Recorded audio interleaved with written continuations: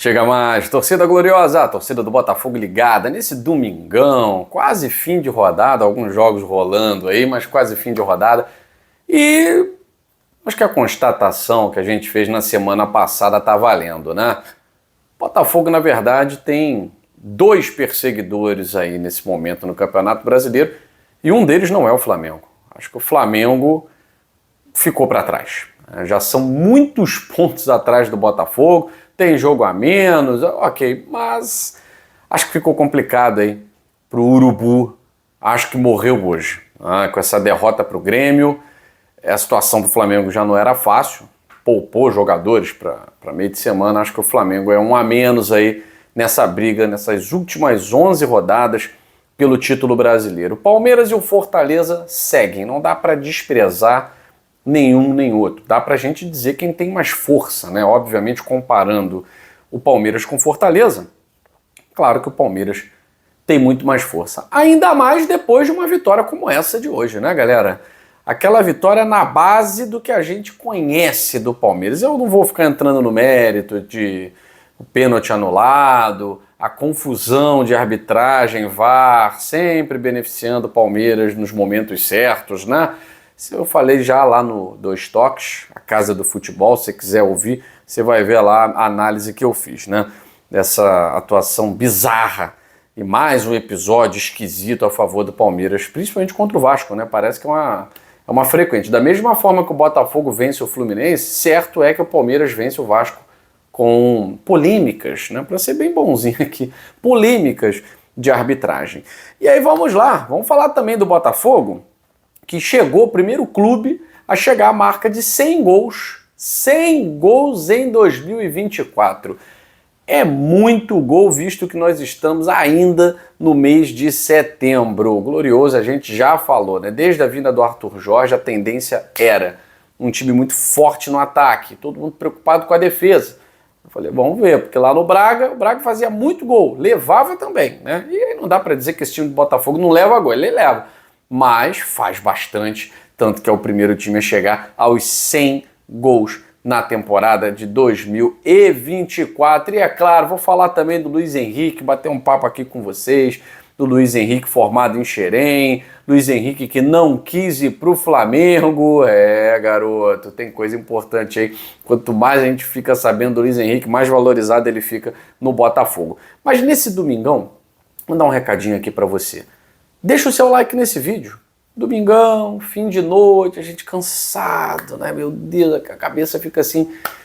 Mas a gente grava o vídeo para você, primeiro que a gente ama o nosso trabalho, né? E segundo que a gente também tem uma prestação de contas a fazer para vocês que sempre contam com o conteúdo do canal Gigante Glorioso. Então é com muita alegria que a gente está aqui. A gente pede a vocês um like, né? Deixa o like nesse vídeo, que faz com que o canal GG chegue a mais botafoguenses no Brasil e no mundo. Quero colaborar com o GG. Pode clicar aí no Valeu. Você clicando no Valeu, você colabora também com o nosso canal, com a manutenção dele aqui no YouTube, tá? Um beijo grande, já agradeço de antemão, né? Vamos lá. Rodada quase terminando. O Grêmio ganhou do Flamengo, que era previsto, né? Mesmo que fosse o Flamengo força máxima, Flamengo titular, confesso a vocês que já era meio que prevista essa vitória do Grêmio, né? Foi facilitada, o Flamengo acabou jogando com um jogador a menos, tinha realmente um time muito modificado, alguns jogadores até acostumados a jogar no time titular, mas realmente não dava para competir com o que foi a campo na Arena Grêmio. O Grêmio venceu o jogo do Flamengo por 3-1. Né? Foi 3-1, produção? Eu acabei me perdendo aqui, hein? Não me vende não. Agora, Palmeiras venceu o Vasco por 1-0. Vou dizer que era esperado. Eu esperava exatamente o que foi o jogo. O jogo foi um jogo equilibrado, o Vasco buscando gol, o Vasco ameaçando o Palmeiras, e a grande verdade é que esse time do Palmeiras é um time comum, sem o seu principal jogador. Pronto, falei. Sem o Estevão, me mostrou ser um time comum, um time que tomou pressão do Vasco quase o segundo tempo inteiro. O Vasco teve a bola, o Vasco organizou as melhores oportunidades, o Vasco, vou dizer que foi operado, mas polêmica ali no lance da penalidade, né? O dirigente do Vasco deu entrevista pós-jogo, soltou o verbo, o Verratti também soltou o verbo na beira do campo e tem que soltar mesmo, né? O Palmeiras precisa saber que as pessoas estão vendo isso. que as pessoas estão enxergando, para quando ele for reclamar, ele lembrar do que aconteceu no jogo de hoje, né? Que foi bem bizarrinho, hein? Bem bizarrinho. Mas o Palmeiras foi lá, venceu o Vasco 1-0, continua grudado no Botafogo, grudadinho ali no Botafogo. A próxima rodada o Palmeiras joga em casa, mas é um jogo difícil contra o Galo. Um Galo que finalmente ganhou, e ganhou com autoridade no Campeonato Brasileiro. Venceu por 3-0 o Red Bull Bragantino, já se preparando para o confronto da Libertadores contra o Fluminense, que perdeu pra gente no sábado. Então o Galo dando o ar da graça, e quem sabe, né, dá o ar da graça também contra o Palmeiras, até para se vingar do jogo em que levou 4 dentro do seu próprio estádio, né? Então acho mais um confronto difícil aí pro Palmeiras, e o Botafogo pega esse Grêmio em Brasília no sábado, esse Grêmio que ganhou do combalido Flamengo, né? Quase cachorro à deriva nesse momento é o Flamengo, né? Vem aí numa sequência muito ruim, sequência de derrotas, perdeu para Corinthians, tomou empate do Vasco, perdeu para Peñarol, perdeu para Grêmio, e agora vai para Peñarol de novo, e o Grêmio vem fazendo a sua parte, tentando, né, alçar pelo menos a zona de Sul-Americana, sonhar com a primeira parte da tabela. Tudo é possível, né, galera? O Vasco tá lá, né? Tudo é possível. Então o Grêmio também tá tentando alçar voos maiores depois de ter feito um campeonato brasileiro extraordinário no ano passado, com a foi vice-campeão, né? Tava aqui sem palavras. A vice-colocação foi segundo lugar. Dessa vez o Grêmio estava frequentando zona de rebaixamento, agora parece que deu uma respirada, né? Tropeçou ali, tropeçou acolá, mas agora me parece que deu uma respirada. E o Botafogo, ao final dessa rodada aí, me parece, nessas últimas 11, que vai ter mesmo a perseguição do Palmeiras até o final. O Palmeiras tem sempre aquele esquema, uma ajuda aqui, outra ajuda acolá, tal. O time já é bom, isso eu não posso dizer que não é, né? O time já é bom. Ao contrário do nosso adversário de quarta-feira, é um time que joga futebol, é um time que se propõe a jogar futebol, tal. Aliás, o São Paulo, não vou dizer que estava com força máxima, né? O Botafogo também poupou 6 titulares. Titulares não, poupou 6 jogadores que começam as partidas, que normalmente iniciam. Depois foram entrando. São Paulo também resolveu fazer a mesma coisa, né? Resolveram fazer a mesma coisa. Tomaram a pancada do Internacional no Morumbi. Ah, será que vai ter bis na quarta-feira? Tomara, né? Eu espero. Mas esse é o São Paulo, né? Esse é o São Paulo. Botafogo tem que entender que o jogo é no Morumbi. O São Paulo venceu, tá classificado, a gente não tem vantagem nenhuma, o empate não é nosso. Tá? Ok, mas a gente ainda é o Botafogo, o melhor time do Campeonato Brasileiro.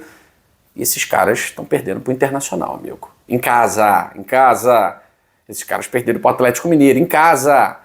Ser eliminado, estar classificado, isso faz parte do futebol.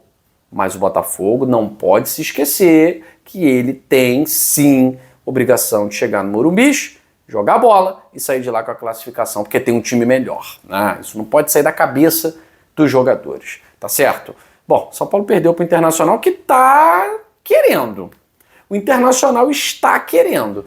O Internacional, ele só não vai brigar mais lá na frente porque essa reação tá vindo muito tardia, né?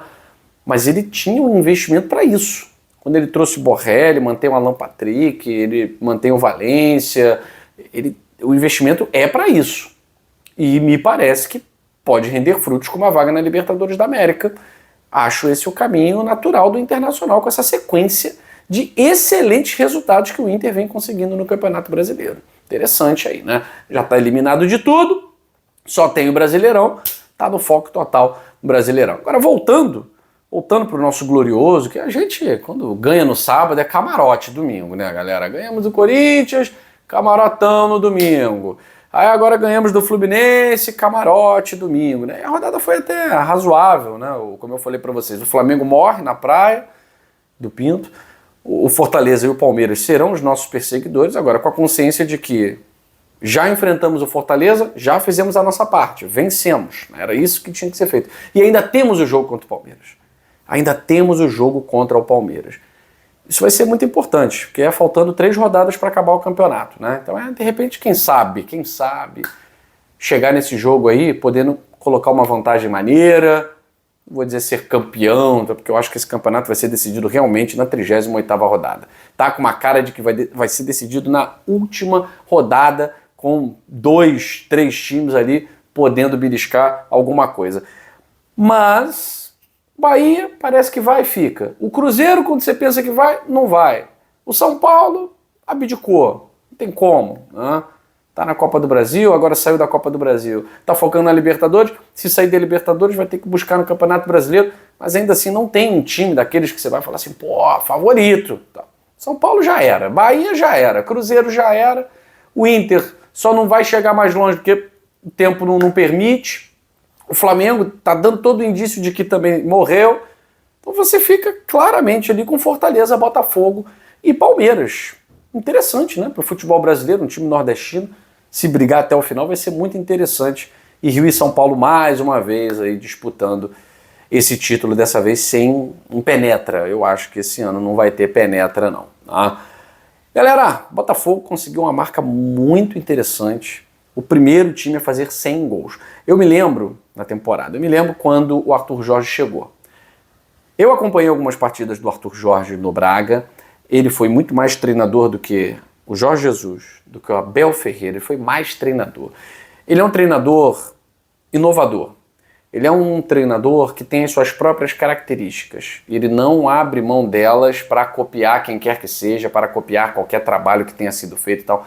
Não, ele tem muita personalidade. E foi assim que ele fez o Braga conquistar uma taça e levou o Braga para a Champions League. Os outros não conseguiram fazer isso. Né? Então o trabalho do Arthur Jorge é um trabalho de muita personalidade. Ele pode ter seus erros, ele pode ter às vezes as suas teimosias, mas é um treinador com muito mais acertos do que erros. Isso é muito claro. Pelo menos até aqui o trabalho dele vem sendo muito claro nesse sentido. E a ofensividade é a marca do AJ. E o Botafogo chegando a 100 gols na temporada, é claro que isso também não é só um trabalho do AJ, né? O trabalho também do Fábio Matias. Aquele 6-0 no Aurora, sob o comando do Fábio Matias. O Botafogo fez muitos gols na temporada, também atuando Taça Rio, né? Aqueles torneios ali underground que a gente jogou.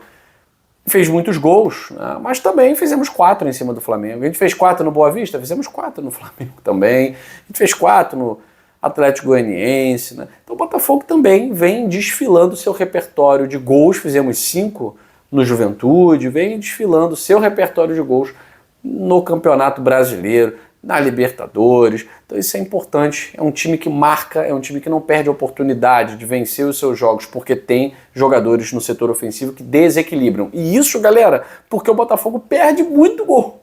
Vocês imaginam se nós conseguíssemos confirmar metade dos gols que a gente perde nos últimos jogos aí. Olha, já tinha passado de 100 há muito tempo. E também muito por conta do nosso artilheiro, Luiz Henrique. Artilheiro do Botafogo no Campeonato Brasileiro com 6 gols. O LH, cada vez que a gente vai fuxicar a história do LH aí nessa vinda para o Botafogo, a gente fica mais feliz, né?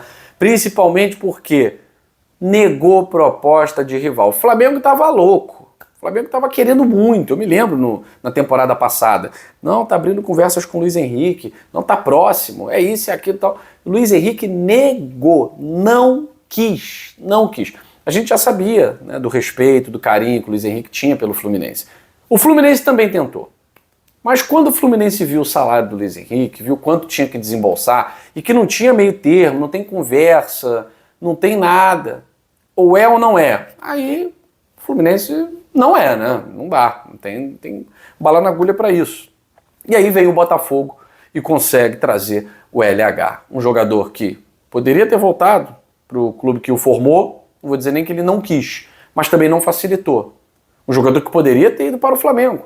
O Flamengo tinha como pagar o salário do Luiz Henrique, o Luiz Henrique não aceitou. Veio para o Botafogo para ser o Pantera Negra, para ser o cara que, encarnando o espírito da camisa 7, é decisivo e, se Deus quiser, vai nos conduzir a muitas coisas positivas, a glórias, a taças, ainda nesse ano de 2024, se Deus quiser, em 2025 também. Eu fico por aqui, gente. Beijo grande no seu coração. Bom fim de domingo e uma excelente semana amanhã para todos nós. Quarta-feira vocês já sabem, né? Aliás, vou mostrar para vocês aqui, né, no improviso. Quarta-feira, me dá aqui. Quarta-feira vocês já sabem. Tá na mão. Estarei lá. E pretendo voltar com essa classificação, se Deus quiser. Beijo grande. Bom domingo para vocês. Valeu.